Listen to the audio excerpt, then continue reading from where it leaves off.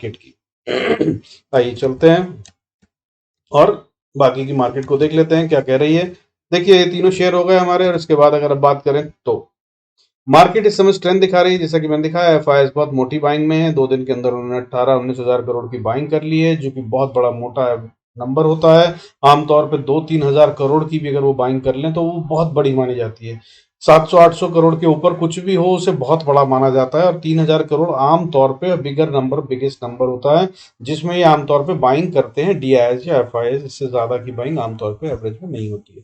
मगर 2 दिन के अंदर इन्होंने 18,000 करोड़ की बाइंग कर दी, जिसमें कि 12,000 करोड़ एक दिन और 6,000 करोड़, हालांकि घटती हुई बाइंग है 12,000 करोड़ के बाद 6,000, बट वो इम्पैक्ट ऑफ एक्सपायरी था। अब ये देखते हैं कि मंडे को क्या करते हैं। मंडे को एक सेल ऑफ आने की भी उम्मीद हो सकती है सेकेंड हाफ में। अगर ऐसा होता है तो भी आप बाय ऑन डिप्स ही कीजिएगा, ये किसी भी तरह से पुट में बैठने का समय नहीं है।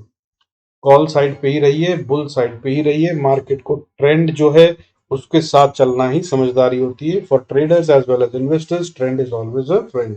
B with the friend always. अब बात करते हैं फ्राइडे को जो हुआ। देखिए फ्राइडे को बढ़ने वाले शेयरों की गिनती बढ़कर सेंसेक्स में 1153 हो गई, और गिरने वाले शेयरों की गिनती गिरकर कम होकर 1041 से गिरकर 900 रह गई। तो वेडनेसडे को 1041 शेयर्स गिर रहे थे, जो अब सिर्फ 900 शेयर थे फ्राइडे को, जो कि गिरते हुए नजर आए। और इस तरह से अगर बात करें तो मार्केट में बहुत ताकत दिखी, और निफ्टी 216 पॉइंट का अप मूव देकर बंद हुआ 19,189 पे। वहीं बैंक निफ्टी ने भी एक अच्छी बढ़त दिखाई, जो कि काफी लगातार चल रहा था, हालांकि अभी भी कंपैरेटिवली बहुत स्लो चला है। वो क्लोज हुआ बैंक निफ्टी 44,747 पे, 419 पॉइंट की बढ़त थी, बहुत स्ट्रांग था। और मैंने आपको पिछले वीडियो में ही, वेडनेसडे के वीडियो में बताया था कि बॉस आईटी और बैंक्स नहीं चले हैं, ये दोनों चलते नजर आएंगे, और ये दोनों ने बहुत अच्छा दम दिखाया और बहुत ही शानदार ढंग से चले। अगर सेक्टर वाइज बात करूं तो फ्राइडे को टॉप सेक्टर बढ़ने वालों में निफ्टी आईटी था, जो कि 2.5% से ज्यादा, 2.5% इनफैक्ट एग्जैक्टली 2.50% बढ़ता हुआ नजर आया। वहीं अगर उसके बाद की बात करूं तो ऑटो 2% से ज्यादा बढ़ा, 2.07। उसके अलावा फार्मा, बैंक्स बढ़ते हुए नजर आए, जो लगभग 1% बढ़े। इसके अलावा स्मॉल कैप, मिड कैप, सभी सेक्टर्स में बढ़त थी, एक्सेप्ट फॉर मेटल सेक्टर, जो कि 0.03% की गिरावट के साथ रेड निशान में बंद हुआ है, जो कि गिरावट भी ना के बराबर ही है। और इस पे आप नजर रख सकते हैं, आने वाला टाइम इसके अंदर तेजी आती हुई नजर आ सकती है। जेएसडब्ल्यू स्टील एक अच्छा शेयर दिख रहा है, इसके अंदर आप बाय कर सकते हैं।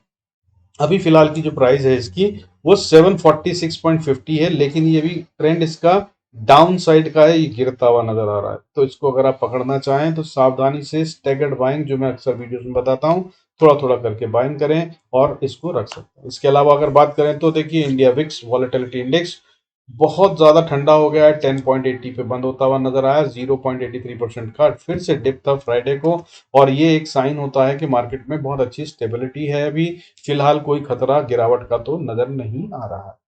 इसके अलावा अगर बात करें तो गोल्ड, मैंने आपको पिछले हफ्ते ही बता दिया था कि गिरता हुआ नजर आ सकता है। मैंने 5500 तक के लेवल दिए थे, और अब ये फिलहाल 55,000 के लेवल्स दिए थे, और अब ये 56,275 पे ट्रेड करता हुआ नजर आ रहा है, 56,275 पे, विद अ डिप ऑफ 3%। भयंकर गिरावट आई है गोल्ड में, जो कि फिर से एक साइन और इंडिकेशन है कि इक्विटी मार्केट जो है वो बढ़ती हुई नजर आएगी। जब गोल्ड में गिरावट आती है तब इक्विटी मार्केट बढ़ती हुई नजर आती है। उसके बाद अगर बात करें सिल्वर की, ये मैं आपको कह रहा था पिछली बार कि इसने अपनी स्ट्रेंथ छोड़ दी है लगता है, क्योंकि वीकली बेसिस पे इसने नीचे की क्लोजिंग दे दी थी, पर ये वापस से अपनी स्ट्रेंथ को पकड़ता नजर आ रहा है। मैं पिछले करीब 1.5 महीने से इसके बारे में भी कह रहा था कि ये बहुत बुलिश है, इसको सेल करने की कोशिश मत कीजिएगा। इसके अंदर अगर बाय की पोजीशन बनाई जाए तो अच्छा है, हालांकि अब ये कंफ्यूजिंग स्टेट में है और रिटेल को फंसाता हुआ नजर आ रहा है। सो आई वुड सजेस्ट कि इसके अंदर ट्रेड ना करें तो बेहतर होगा। अगर आप इसके अंदर लॉन्ग टर्म जाना चाहते हैं, 2 3 4 5 महीने 6 महीने आगे का फ्यूचर बाय करना चाहते हैं, तो डिप पर इस पे फिर से मैं बोल रहा हूँ कि सिल्वर स्ट्रांग और आगे ऊपर ही जाता हुआ नजर आएगा। अभी फिलहाल 69,075 पे चल रहा है, और मुझे ये आने वाले टाइम में 71,000 तक जाता हुआ नजर आ रहा है with in a months time और सो। अगले हफ्ते के लिए जो इंपॉर्टेंट लेवल होंगे वो 70,000 और 71,000 तक का लेवल आराम से आता हुआ नजर आ सकता है। वहीं अगर क्रूड की बात करें, मैं इसको लगातार कह रहा था गिर रहा है, गिर रहा है, गिरेगा, और ये इसको बाय मत कीजिए। और मैंने जो लेवल दिया था वो था 5500 का, और मैंने कहा था अगर ये 5500 को नहीं बचा पाया तो फिर अगला लेवल 5100 का भी हो सकता है जिसकी तरफ ये जाए। लेकिन अब ये ऑलमोस्ट 5500 पे बंद हुआ है, तो अगर आप इसमें ट्रेड करते हैं तो सावधानी पूर्वक इसको अब यहाँ से रिवर्सल आने की भी बहुत ज्यादा उम्मीद की जा सकती है। बी कॉशियस, क्योंकि या तो ये 5500 से ऊपर वापस एक रिट्रेसमेंट लेते हुए 5600 तक 5600 तक जाता हुआ नजर आ सकता है, और नहीं तो फिर ये नीचे की तरफ चला तो फिर ये 5100 भी दिखा सकता है। अब इसके आगे बात करते हैं तो मोस्ट इंपॉर्टेंट वन जो है वो डॉलर। डॉलर इस समय पे एक्सपायरी के तहत में ठंडा हुआ, फिर ऊपर बढ़ता हुआ नजर आया, और अभी जो क्लोजिंग हुई है वो 82.15 पे हुई है, 0.04% बढ़कर बंद हुआ है। और ये ऐसे साइन दिखा रहा है कि ये वहां पहुंच गया है जहां से ये और नीचे जाना नहीं चाहता, ये रिवर्सल दिखा सकता है। और इसका जो लेवल मैंने आपको बता रखा है वो 82.35 है, इस पे नजर रखिएगा, कहीं ये इसको पार करता नजर आया तो ये निफ्टी की बढ़त को रोक सकता है और हिट दे सकता है। जब तक ये 82.35 के नीचे है तब तक ये साइन ऑफ स्ट्रेंथ या सपोर्ट ही है, और ये मार्केट को बढ़ने में मदद कर रहा है। वहीं अब अगर इसके आगे चार्ट्स पे चल के देखें ट्रेड कहाँ कर सकते हैं या कहाँ करना चाहिए, तो आइए समझ लेते हैं कि आने वाले हफ्ते के लिए लेवल्स क्या होंगे और मंडे को कहाँ पे ट्रेड किया जाना चाहिए या कैसे किया जा सकता है मेरी समझ से। देखिए, अगर बात करें सबसे पहले तो हम बात समझ लेते हैं कि हमारे वीकली कैंडल्स को देख लीजिए। सबसे पहली बात, हमने हाईएस्ट वीकली मंथली क्लोजिंग दे दी है, इसमें कोई शक नहीं है, बहुत स्ट्रॉन्ग कैंडल है और रिट्रेसमेंट के बाद आई है, तो इसका मतलब ये है कि ये अभी और तेज बढ़ता हुआ नजर आ सकता है। कोई भी रोक टोक है नहीं इसमें। ऑप्शन चेन का डेटा भी इस तरह से बना हुआ है कि ये अब ऊपर ही जाता हुआ नजर आ रहा है। अगर मैं वही बात करूं इंपॉर्टेंट लेवल की, तो बैंक निफ्टी का लेवल नोट कर लीजिए 44,450 जब तक ना टूटे सेल का मत सोचिएगा, सिर्फ बाय ऑन डिप्स कीजिएगा। और निफ्टी की बात करूं तो 18,980 इस लेवल के नीचे ही कभी सोचिएगा अगर बाय सेल का काम करना हो, तो अदरवाइज बाय ऑन डिप्स ही है और इससे ज्यादा नहीं है। और अब चार्ट्स पे समझ लेते हैं कहाँ क्या ट्रेड कर सकते हैं। Before we go there, I request to go to the disclaimer as per SEBI norm. जरूरत हो तो वीडियो को पॉज कर पढ़ें। तो देखिए, ये है मंथली, ये वीकली चार्ट ऑफ निफ्टी, और ये मंथली चार्ट दोनों में बहुत ही स्ट्रॉन्ग अच्छी खूबसूरत कैंडल है।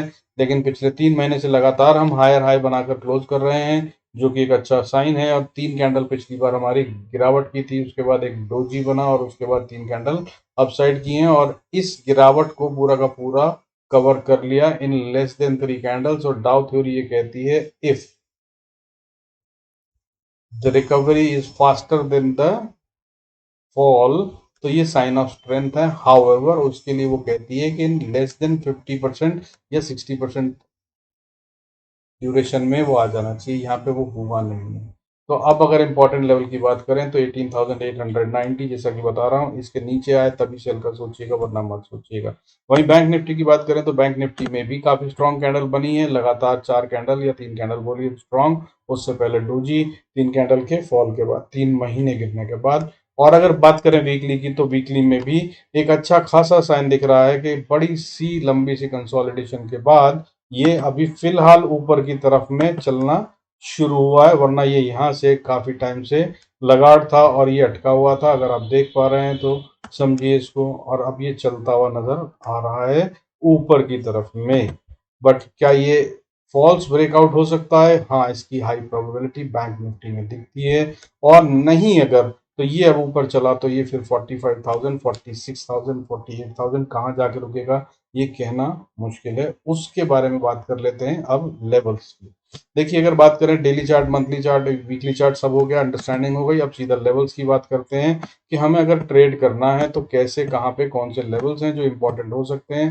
बाकी आप अपनी समझ को यूज करते हुए इनका यूज करें जैसे आपको ठीक लगे। देखिए, सबसे पहली बात, अगर ये यहाँ से बात करते हैं अगर ऊपर जाने की, तो ऊपर तो ओपन ब्लू स्काई है।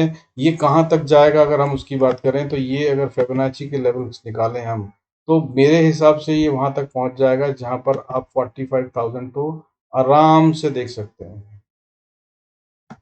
इसका जो लेवल है अब इम्पोर्टेंट वाला वो बनता है 44,900। अगर ये 900 के ऊपर ट्रेड करा, यहाँ पे बहुत चांसेस हैं कि ये अटक जाए। लेकिन अगर ये 944,870 से 930 का एरिया पार कर लेता है तो फिर ये सीधा अगली दौड़ जो है इसकी वो 45,400 तक की बनती है और उसके बाद फिर 45,734 का लेवल अगले ही हफ्ते हमें आते हुए नजर आ सकते हैं अगर ये ऊपर जाता है। हाउएवर अगर ये नीचे आना चाहता है तो देखिए सबसे पहली सपोर्ट तो इसकी जो बनती है अगले ट्रेडिंग सेशन से ही समझ लीजिए, मंडे से ही, क्योंकि अब ये मैं इसको वीकली बेसिस पे ना बताकर डे के हिसाब से बता रहा हूँ जो भी लेवल बनते हैं, क्योंकि ये फर्स्ट टाइम इस टेरिटरी में आया है तो बेहतर यही होगा कि हम सेफ चलें बजाय इसके कि जो मैं वीकली रेंज देता हूँ उसके ये दे रहा हूँ। तो लेवल बनता है 44,675। जब तक 44,670-75 के ऊपर है तब तक 650 मान लीजिए to be on a safer side. 650 के नीचे ना जाए तो बाय का और सेल का सोचिएगा भी मत, सिर्फ बाय ही सोचिएगा। कोशिश यही कीजिएगा कि बाय साइड पे लें। हाँ अगर यहाँ से तोड़ दिया इसने इसको तो नीचे 44,100 तक ये जा सकता है, वहां पे फिर सपोर्ट लेगा ये। और अगर हम बात करें कि उसके नीचे आता है तो फिर ये एक इम्पॉर्टेंट सपोर्ट 44,200 पे भी बनती है अगर यहाँ से नीचे आया तो। हाउएवर 44,320 के नीचे ये जाता हुआ नजर नहीं आ रहा है। और अगर इसने 44,200 को तोड़ दिया to be on a safer side 44,150 मान लीजिए 130-50 का एरिया है जहां पर इसको बाउंस करना ही है।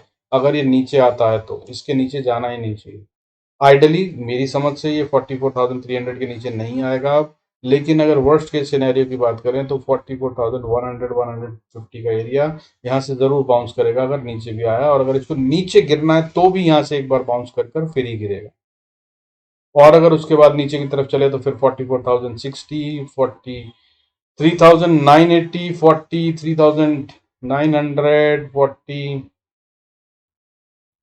43,540 तक के लेवल अगले हफ्ते में आते हुए नजर आ सकते हैं। और उसके बाद इंपॉर्टेंट एरिया 43,400 यहाँ से जरूर बाउंस करेगा अगर ये वहां पर आया तो। और नहीं अगर ये गिरावट ही का हफ्ता रहा मान लीजिए, जो कि चांसेस कहीं से नहीं है, तो 43,190 और उसके बाद 42,770 और 42,650 और 600 मैक्सिमम यहाँ तक आने की उम्मीद हो सकती है। लेकिन अभी फिलहाल कोई संकेत नहीं है सेल का, सोचिएगा मत, ऊपर की तरफ ही सोचिए, बाय का ही सोचिए।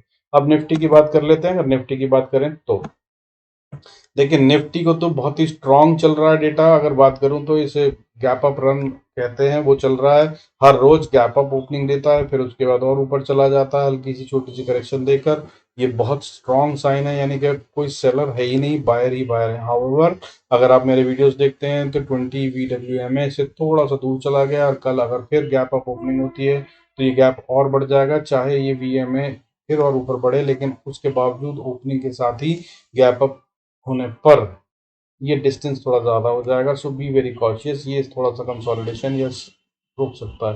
हाउएवर डेटा स्ट्रांग है और ये साफ बता रहा है कि ये ऊपर की तरफ जा रहा है। तो अब लेवल्स की बात कर लेते हैं। अगर ये 19,200 के पार जाता है तो ये फिर सीधा 270 के लिए अटेम्प्ट करेगा। हाउएवर 230 पे एक छोटी सी रेजिस्टेंस आएगी। और अगर इसको पार कर लिया इसने तो फिर बॉस बड़ी बात, तो पार कर लिया और वो भी क्लोजिंग बेसिस पे बोल रहा हूँ। 270 280 के ऊपर अगर क्लोजिंग दे दी तो फिर ये सीधा 19,500 तक के लिए गेम हो जाएगा। ओपन ब्लू स्काई है, कोई रेजिस्टेंस है नहीं। और ऊपर सीधा 19,500 और उसके बाद भी अगर नहीं रुका तो ये 19,660 19,660 तक जाता हुआ नजर आ सकता है अगले ही हफ्ते। हालांकि जितनी बड़ी बढ़त अभी पिछले हफ्ते में हो चुकी है उसके बाद ये वहां तक जाएगा इसके चांसेस कंपैरेटिवली थोड़े से कम है अगर मैं बात करूं, बट फिर भी 70% से ज्यादा चांसेस हैं कि यहाँ तक भी आ जाए। हाउएवर अभी फिलहाल 19,280 270 तक तो ये जाता हुआ नजर ही आ रहा है। अब बात करते हैं अगर ये नीचे आना चाहता है तो देखिए सबसे पहली सपोर्ट जो बनती है वो बनती है 19,130 के आसपास। इसके नीचे जाना नहीं चाहिए इसको, क्योंकि ये वो लास्ट एरिया ऑफ करेक्शन है जहां पर कि कोई भी सेल ऑफ या प्रॉफिट बुकिंग आई थी जो कि पूरी तरह से बाय कर ली गई थी। और FIIs इतनी मोटी बाइंग कर रहे हैं तो अब 19,134 के नीचे जाता हुआ नजर नहीं आ रहा। अगर इसको तोड़ दिया किसी कारण से तो भी 19,073 19,073 बहुत स्ट्रॉन्ग सपोर्ट बनती है। और अगर इसको कहीं तोड़ा तो फिर नीचे बहुत ही मजबूत सपोर्ट बन गई है अब 18,970।